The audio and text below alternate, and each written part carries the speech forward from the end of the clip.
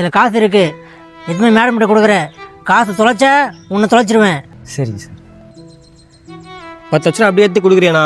அது இல்லாமல் அந்த கருப்பணம் எலெக்ஷன் டைம் வர நம்மளால எடுத்து போக முடியாது, வண்டியில வச்சு எடுத்து போக முடியாது. அவங்ககிட்ட கொடுத்தா கரெக்டாக இருக்கும்.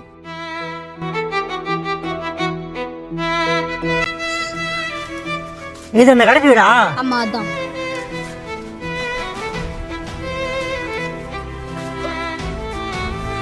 டேய் சார் மேடம் வாங்க உள்ள வாங்க.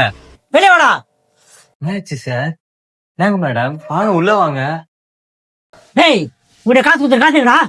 சார் காசு நீங்க தானே சார் வந்து வாங்கிட்டு போனீங்க. டேய் நான் என்ன வாங்கிட்டு போனேன்? காசு கொடுத்தா கொடுத்தேன். யோ என்ன நான் ஸ்கூல் பையன் கேட்கற மாதிரி கேட்டுக்கிறேன். இவனா இப்படி கேட்டா வேலைக்கு ஆகாது.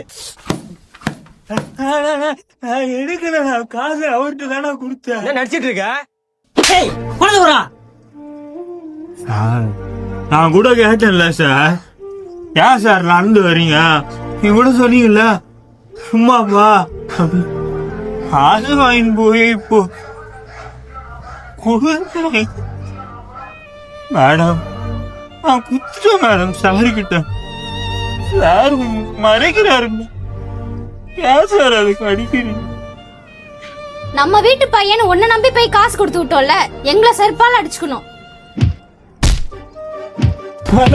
அடிக்காதீங்க, நான் அவர்கிட்ட கொடுத்தேன்.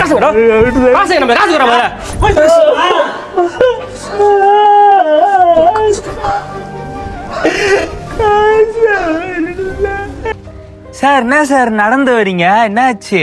சும்மா தான்ப்பா, காசு கொடு, நான் வீட்டுக்கு தான் போறேன், நான் எடுத்து போயிடுறேன். இந்தாங்க சார் இந்தாங்க. சரிப்பா நான் வரேன், நீ பார்த்து போ. சார் ஒரு நிமிஷம். என்னப்பா? ஏன் சார் நடந்து போறீங்க? நீங்க நடக்கவே மாட்டீங்கன்னு மேடம் சொல்லுவாங்க. அதுவும் இல்லாம நீங்களே காசு கொடுத்தீங்க, இப்ப நீங்களே வாங்கிட்டு போறீங்க. உங்க கூட இருந்தவர் வேற காணோம், அதான் சார் கேட்டேன். இல்லப்பா, அந்த பையன் வேலை விஷயமா வெளியே போய்க்கிறான். சரி கார்லயே போறமே கார்லயே வரமே, அதனால நடந்து போலான்னு, வேற ஒன்றும் இல்லப்பா.